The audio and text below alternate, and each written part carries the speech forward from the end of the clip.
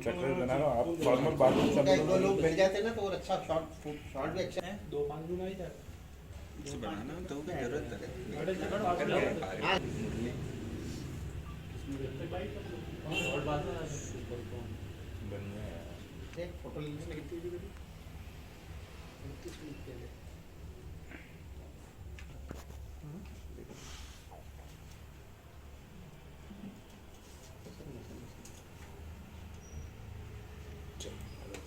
लो बिज्जू भाई, आप इधर आओ ना, मुझे इधर दो ना।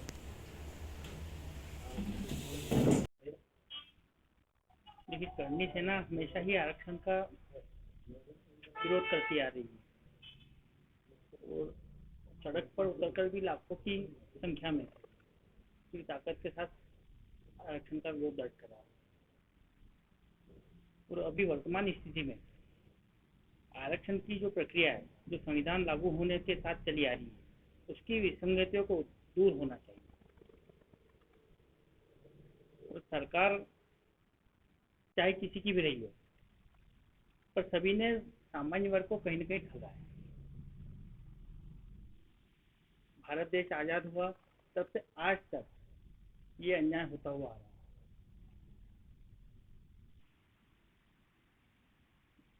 अब सरकार ये स्पष्ट करे कि आरक्षण की नीति पर उसका मत क्या है। सरकार कभी तो कोर्ट का बोलती है कि जो कोर्ट का फैसला आएगा वो सभी को मान्य होगा, और जब कोर्ट ने आरक्षण खत्म करा है तो अब सरकार पिटीशन दायर कर रही है। तो सरकार अपना जो भी रवैया है वो एक तो स्पष्ट करे। करनी सेना किसी भी वर्ग का हक नहीं छीनती और नहीं छीनना चाहती है, पर अपना हक जो है वो हम किसी को छीनने भी नहीं देंगे। और आगामी पंचायत चुनाव से इसका उग्र तरीके से विरोध करेगी। अगर अनारक्षित सीट पर किसी भी आरक्षित वर्ग को कोई सी भी पार्टी टिकट देती है तो करनी सेना पूरी जोर उसका विरोध करेगी। और विरोध क्या होता है ये अब करनी सेना बताएगी। करनी सेना ने सड़कों पर तो उतरकर विरोध किया ही है, अब सुप्रीम कोर्ट में भी चुनौती देंगे। इसलिए आज हम इंदौर हाई कोर्ट के वरिष्ठ अधिवक्ताओं के साथ आज हमने राय ली है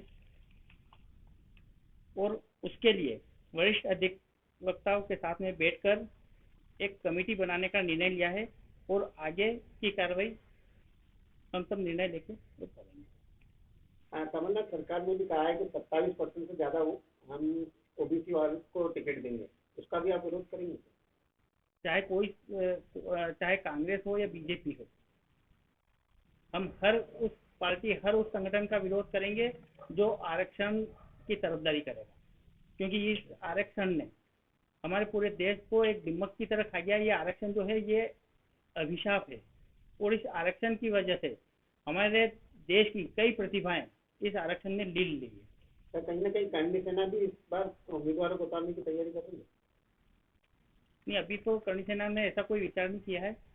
करनी सेना जो भी अच्छे कैंडिडेट हैं, जो देश के लिए कुछ करे, समाज के लिए कुछ करे, हम उनका खुलकर सपोर्ट करेंगे। कल कांग्रेस और भाजपा दोनों ने प्रेस कॉन्फ्रेंस अलग अलग जिलों में रखी। सबने ये कहा कि जो है हमने सभी वर्गों को साथ के चले हैं और 10% आरक्षण हमने सामान्य वर्ग को दिया है। क्या लगता है?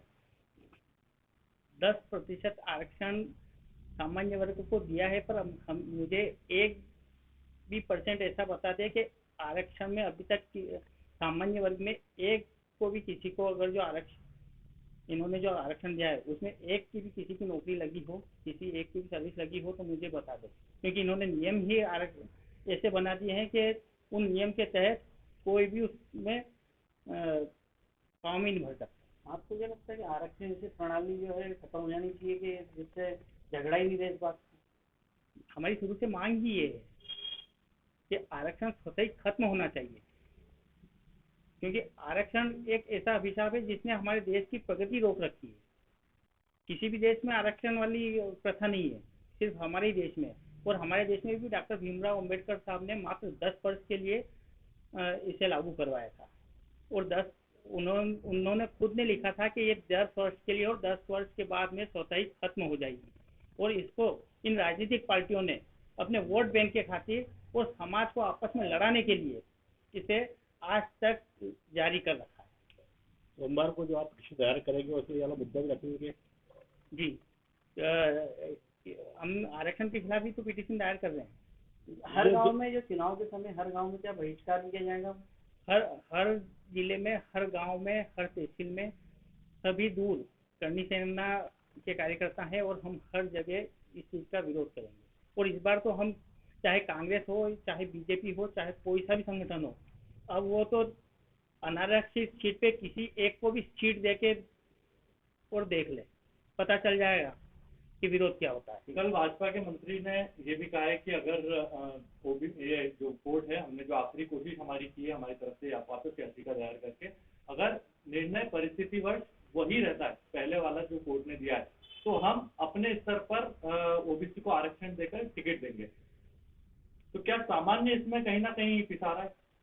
सामान्य वर्ग का देखिए, मैंने अभी आपको यही बताया कि सामान्य वर्ग जो है, भारत देश आज़ाद हुआ तब से आज तक पिछाता हुआ आ रहा है, जबकि सामान्य वर्ग का मैं आपको बताऊं कि हमारे पूर्वजों ने हमारी जो जमीन थी वो सीलिंग में दी, हमारे महल, हमारे कोठियाँ हमने सरकार को दी।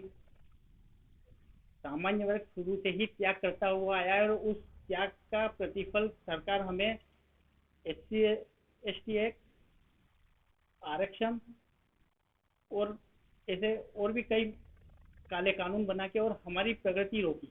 आरक्षण देने वाले नेताओं का किस तरह से विरोध करेंगे अगर सरकार नहीं मानती है? आर्थिक स्थिति पे अगर ये उन्होंने कहा है कि हम लोग आरक्षण देंगे ओबीसी वर्ग को, तो सामान्य वर्ग किस तरह से उसका विरोध करेगा, ये आखिरी। ओबीसी वर्ग, हम किसी भी वर्ग का विरोध नहीं कर रहे हैं, पर हम ये कह रहे हैं कि सभी को एक समान भाव मिले, सभी को एक समानता मिले।